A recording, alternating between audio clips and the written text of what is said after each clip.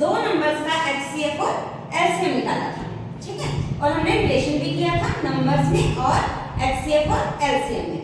अब हम आगे क्या कर रहे हैं, आज की वीडियो में हम क्या करेंगे, हम HCF and LCM of more than two numbers, दो नंबर से ज्यादा नंबर्स हो तो उनका HCF और LCM कैसे निकालते हैं वो करेंगे।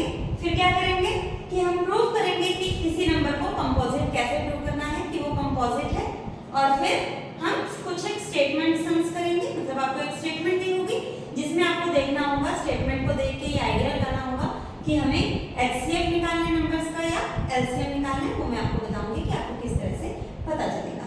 ओके, तो तीन नंबर्स का हम HCF और LCM निकाल रहे हैं। क्या स्टेटमेंट है हमारे पास, find HCF and LCM of 144, 180 and 192। तो हमें HCF और LCM निकालने के लिए सबसे पहले प्राइम फैक्टराइजेशन करनी होगी। आई होप अब आप सबको प्राइम फैक्टराइजेशन करनी आ गई होगी, हमने अपने पिछली वीडियो में की थी। ओके, डिविजिबिलिटी रूल्स आप सबको पता है।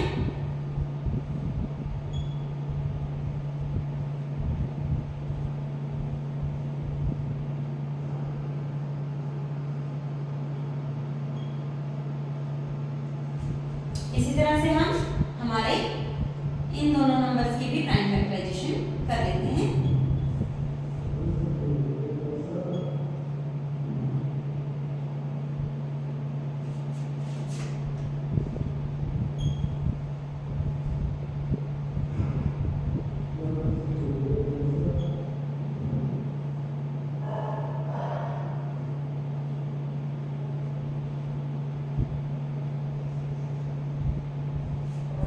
तो इनको लिख देते हैं हम, हमारी प्राइम फैक्टराइजेशंस क्या आ गई, 144 की 2 इंटू 2 इंटू कितने बार है, 1 2 3 4, 4 बार, और 3 हमारा है 2 बार। इसी तरह से हम 180 की लिख लेते हैं, 2 है हमारा 2 बार, 3 है हमारा 2 बार, और 5 है हमारा 1 बार। इसी तरह हम 192 की लिख लेते हैं, 1 2 3 4 5 6, तो 2 है हमारा 6 टाइम्स, तो हम लिखेंगे 6 टाइम्स 5 एंड 6, और 3 है हमारा 1 टाइम। ओके, तो हमने प्राइम फैक्टराइजेशन कर लिया, ये हमारा पहले वाला ही रूल था, सब प्राइम फैक्टराइजेशन करके हमने उसके प्राइम फैक्टर्स के प्रोडक्ट में लिख दिया। अब हमें क्या करना है, हम यहाँ साइड में देखेंगे कि इसके फैक्टर्स कौन कौन से आए, प्राइम फैक्टर्स कौन कौन से आए, इसमें आए 2 और 3, 2 3 एंड 5, इसमें आए 2 एंड 3। तो हम क्या करेंगे, यहाँ पे लिखेंगे जो जो फैक्टर्स आए हमारे 2 3 एंड 5, रफ में करना है ये आपको। HCF के लिए आपने क्या करना है, HCF के लिए आपने सिर्फ ये देखना है इनमें से कॉमन फैक्टर्स कौन कौन से हैं। 2 144 के प्राइम फैक्टराइजेशन में भी है, 180 में भी है, 192 में भी है, तो HCF में हम 2 लेंगे, 3 हमारा 144 में भी है, 180 में भी है, 192 में भी है, तो HCF में हम 3 भी लेंगे, ये भी लेंगे, ये भी लेंगे। अब जाते हैं 5 पे, 5 हमारा सिर्फ 180 में है, इन तीनों में नहीं है, that means it's not a common factor, तो हम HCF में 5 की बात नहीं करेंगे। HCF के लिए हम सिर्फ कॉमन फैक्टर्स की बात करेंगे। अब क्या देखेंगे, HCF में हम लोएस्ट पावर देखते हैं, HCF में हम लोएस्ट पावर देखते हैं। यहाँ पे 144 में 2 की पावर कितनी है, 4, और 3 की पावर कितनी है, 2।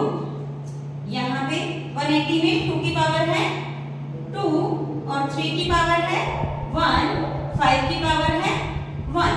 इसी तरह 192 में हम बात करते हैं, 2 की पावर है 6 और 3 की पावर है 1। ओके, तो HCF में हम क्या करते हैं, 2 की लोएस्ट पावर यहाँ पे है 4, यहाँ पे है 2, और यहाँ पे है 6, तो लोएस्ट क्या होगी पावर 2। इसी तरह से 3 की पावर देखते हैं, यहाँ पे 3 की पावर 2, यहाँ 3 की पावर 1, 3 की पावर 1, तो इसकी लोएस्ट पावर है 1। तो हम HCF कैसे निकालेंगे, 2 2 की पावर 2 मल्टीप्लाई 3 की पावर 1, लोएस्ट पावर्स। तो ये क्या आ गया 4 into 3 that is 12। I think आपको क्लियर होगा कि हमने क्या किया। पहले तो हमने प्राइम फैक्टराइजेशन ही की, उसके बाद हमने इनकी पावर्स के फॉर्म में लिख दिया कि 2 कितनी बार है, 3 कितनी बार है, 5 कितनी बार है। फिर हमने HCF में सिर्फ और सिर्फ कॉमन फैक्टर्स उठाए। कॉमन फैक्टर्स में हमने HCF के लिए बात कर रही हूँ, कॉमन फैक्टर्स के लिए हमने लोएस्ट पावर्स उठाई कि 2 की लोएस्ट पावर इन तीनों में से किसकी है, कितनी है वो लिखी। फिर 3 की लोएस्ट पावर कितनी है वो लिखी और HCF में पावर्स के साथ हमने इसको मल्टीप्लाई कर दिया तो हमारा HCF बन गया। इसी तरह से अब अगर हम LCM की बात करें, बस ये ध्यान रखना है LCM में हम सारे फैक्टर्स लेते हैं, HCF में हम कॉमन फैक्टर्स लेते हैं। तो LCM में सारे फैक्टर्स कौन कौन से थे हमारे 2 3 5, ठीक है।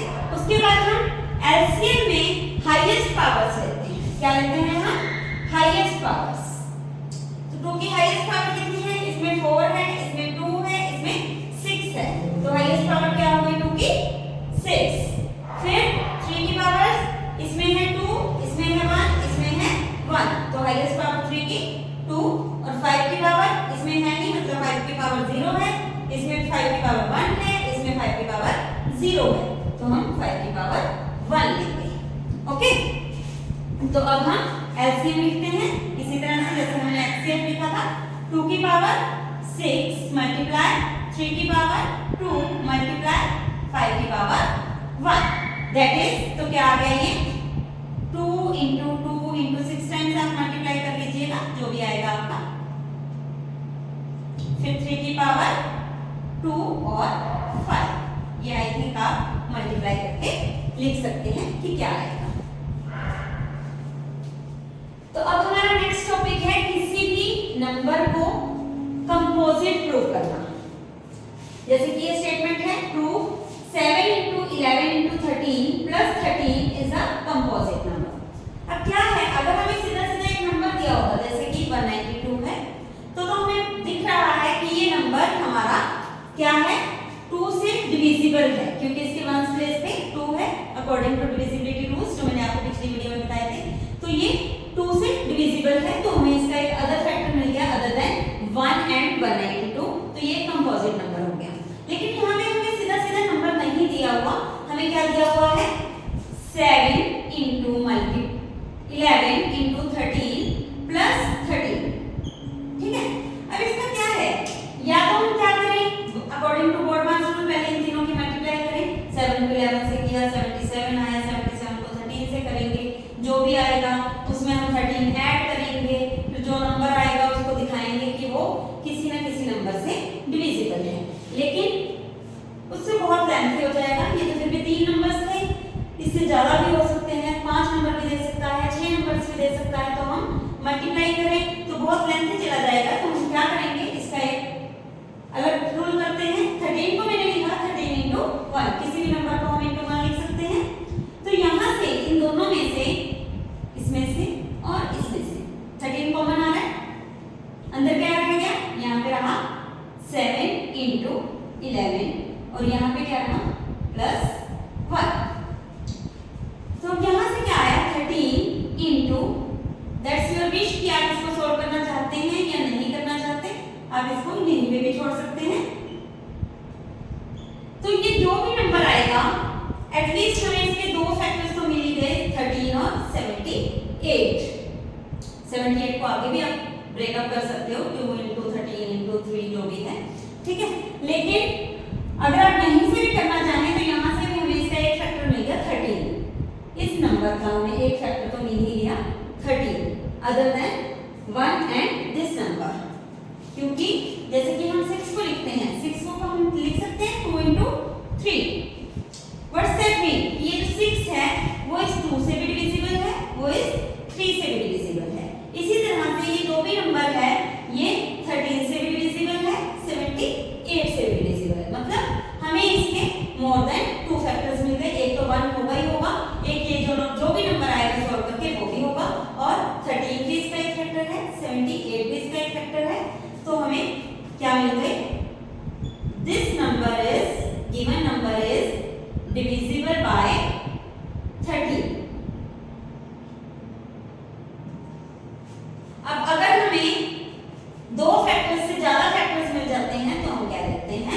वो नंबर क्या है, कंपोजिट है। कंपोजिट यही तो होता है। कंपोजिट की डेफिनेशन मैंने आपको पिछली वीडियो में बताई थी, the given number is composite. क्या बताई थी पिछली वीडियो में मैंने? कंपोजिट नंबर की डेफिनेशन कि कोई भी नंबर अगर अपने आप से और 1 से डिविजिबल होने के साथ साथ किसी और नंबर से भी डिविजिबल होता है तो हम कह देते हैं कि वो नंबर कंपोजिट है। तो इस तरीके से हमने ये प्रूव कर दिया कि ये नंबर हमारा 13 से डिविजिबल है, so this number is composite. So तो अगला हमारा क्या क्वेश्चन है, पहले हम स्टेटमेंट रीड करते हैं। ये एक स्टेटमेंट है, स्टेटमेंट में क्या कह रहा है, there is a circular path around a sports field. एक स्पोर्ट्स फील्ड है, उसके अराउंड क्या है, एक सर्कुलर पाथ है। आप मुझसे अच्छा ड्रॉ कर लेना, मेरा थोड़ा गोल नहीं लग रहा है। स्पोर्ट्स फील्ड के अराउंड हमारा एक सर्कुलर पाथ है, तो क्या है, Sonia takes 18 minutes to drive 1 round. क्या है, मान लीजिए हमारा स्टार्टिंग पॉइंट है, यहां से सोनिया ने चलना शुरू किया, इसका एक राउंड पूरा किया, उसको एक राउंड पूरा करने में, एक चक्कर लगाने में 18 मिनट लगते हैं, ठीक है। अब क्या है नेक्स्ट, रवि टेक्स 12 मिनट्स, और इसी का एक पूरा चक्कर लगाने में रवि को टाइम लगता है कितना, 12 मिनट, ठीक है। हमारे साथ नाइंसाफी हो रही है, लड़कियों को ज्यादा टाइम लगवा दिया, चलो कोई बात नहीं। If they both start at the same time and go in same direction, दोनों ने बिल्कुल सेम टाइम से यहाँ से चलना स्टार्ट किया और दोनों सेम डायरेक्शन में चले, मतलब अगर सोनिया इस साइड गई तो रवि भी इसी साइड गए, यानी सोनिया ने इधर से चलना स्टार्ट किया और रवि ने इधर से, ऐसा नहीं है, दोनों सेम डायरेक्शन में ही चल रहे हैं। After how many minutes will they meet again at the starting point? तो हमें क्या देखना है कि ये जब चले, एक तो तब भी मिले हैं, दूसरा ये दोबारा कब मिलेंगे, इसी पॉइंट पे हमने ये फाइंड आउट करना है। तो इस स्टेटमेंट को देख के हमें सबसे पहले ये देखना है कि हमें इसका एलसीएम निकालना है या एचसीएफ निकालना है। पहले क्या है सॉल्यूशन में, सबसे पहले सोनिया टेक्स टाइम, सोनिया को कितना टाइम मिल रहा है, 18 मिनट्स, और रवि को कितना टाइम मिल रहा है, 12 मिनट्स। अब हम ये देख रहे हैं कि हमें फैक्टर्स देखने हैं या मल्टीपल्स देखने हैं, क्योंकि एचसीएफ में हम फैक्टर्स की बात करते हैं, हाईएस्ट कॉमन फैक्टर, और एलसीएम में हम मल्टीपल्स की बात कर रहे हैं, लोएस्ट कॉमन मल्टीपल। तो हम ये देख रहे हैं कि हमने इसके फैक्टर्स देखने हैं या मल्टीपल्स देखने हैं। देखिए सोनिया को टाइम लगा 18 मिनट, उसने यहाँ से स्टार्ट किया चलना, यहाँ से चलते चलते वो आफ्टर 18 मिनट्स दोबारा इसी पॉइंट पे पहुंच गए। इसी तरह रवि ने तो पहले ही कंप्लीट कर दिया था, वो तो 12 मिनट में यहाँ पहुंच गया था। 12 मिनट में पहुंचने के बाद वो 18 मिनट में तो थोड़ा और आगे चला गया होगा, अभी तक वो नहीं मिले, मतलब फर्स्ट राउंड में वो नहीं मिल रहे हैं। तो अब हम चलते हैं, वो सेकेंड राउंड करना शुरू करेंगे। सेकंड राउंड करने में रवि तो सेकंड राउंड कंप्लीट कर जाएगा 24 मिनट्स में, पहला राउंड 12 में, दूसरा राउंड भी 12 में, मतलब 24 मिनट्स में। इसी तरह सोनिया भी चलती जा रही है फर्स्ट राउंड कंप्लीट करने के बाद, तो ये 18 के बाद 36 मिनट में अपना सेकंड राउंड कंप्लीट करेगी। तो हम क्या देख रहे हैं, सबसे पहले तो ये देखो, हम 12 और 18 के मल्टीपल्स देख रहे हैं या फैक्टर्स देख रहे हैं। अभी हमने क्या देखा, 12 के बाद 24 में पहुंचा, 24 के बाद वो 36 में पहुंचेगा, मतलब हम मल्टीपल्स की बात कर रहे हैं, इसके भी हम मल्टीपल्स की बात कर रहे हैं। तो हम क्या निकालेंगे इसका एलसीएम, ओके। तो फॉर रिक्वायर्ड मिनट्स, मतलब हमें जो निकालने हैं मिनट्स, उसके लिए वी हैव टू फाइंड, क्या निकालना पड़ेगा हमें, क्या फाइंड करना पड़ेगा, एलसीएम ऑफ 12 एंड 18। एंड मुझे पता है मेरे प्यारे बच्चों, आप इतने इंटेलिजेंट हो कि 12 और 18 का एलसीएम आप निकाल सकते हो।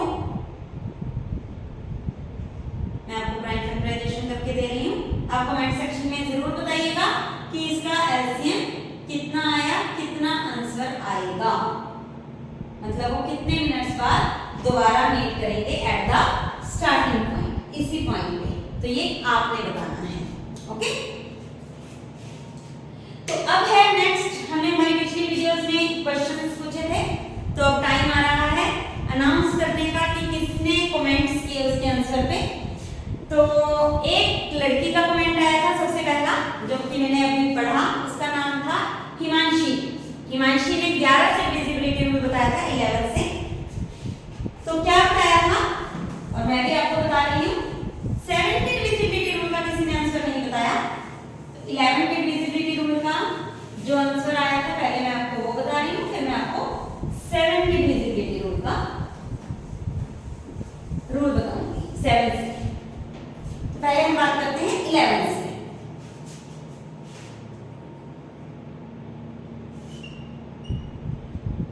कोई भी नंबर लेते हैं, मान लो हम बाय 11। मैंने कोई नंबर लिया 1 9 2 3 7 5, कोई भी लिया, ठीक है। तो आपने क्या करना है, अल्टरनेटिव नंबर उठाने हैं, मतलब एक नंबर ले लिया, एक छोड़ दिया, एक ले लिया, एक छोड़ दिया, एक ले लिया, एक छोड़ दिया, ठीक है। अल्टरनेटिव डिजिट्स उठाए आपने, उनका सम किया, 1 प्लस 2 प्लस 7, कितना आया, 1 प्लस 2 3, 3 प्लस 7 10। अब जो छोड़े थे नंबर्स, हमने छोड़े कौन कौन से छोड़े थे, 9 3 5, इनका भी आपने प्लस कर देना है। जो जो छोड़े थे उनका भी हमने प्लस कर देना है। तो क्या आया, 9 प्लस 3 12, 12 प्लस 5 17।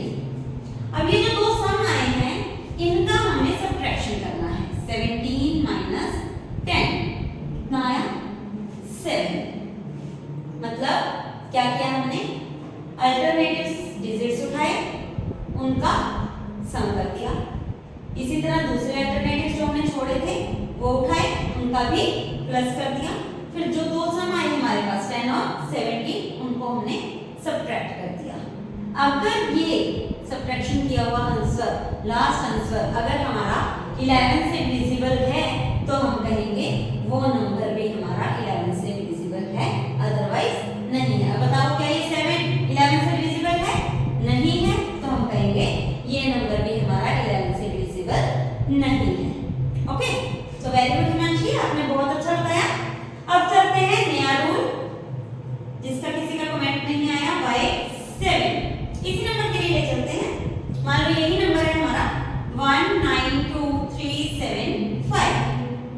7 डिविजिबिलिटी रूल के लिए आपने क्या करना होता है, जो लास्ट डिजिट है, क्या है लास्ट डिजिट इसमें हमारा 5, जो लास्ट डिजिट है उसको हम 2 से मल्टीप्लाई करते हैं, कितना आ गया 10।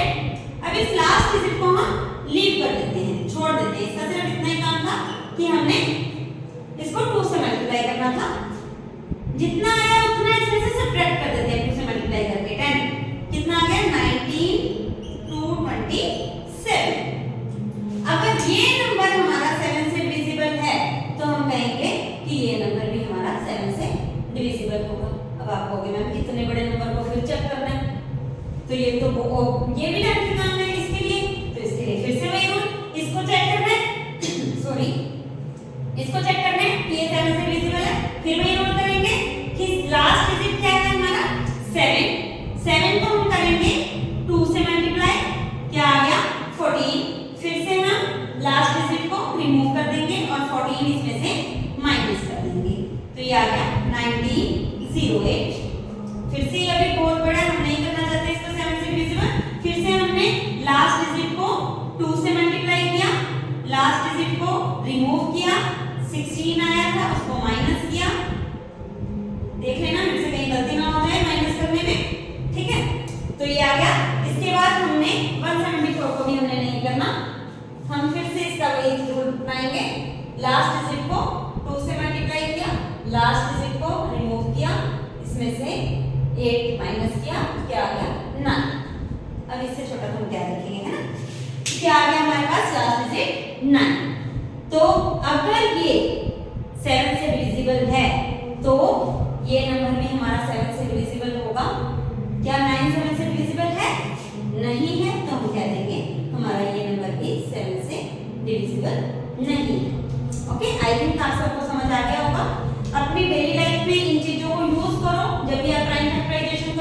7 के लिए ये रूल्स लगाओ तो आपको जल्दी याद हो जाएंगे। ओके जी, तो आई होप आप सबको बहुत अच्छा लगा होगा। हम अपनी नेक्स्ट वीडियो में आगे क्या करेंगे, नेक्स्ट एक्सरसाइज करेंगे 1.2। आज हमारी 1.1 कंप्लीट हो गई है। नेक्स्ट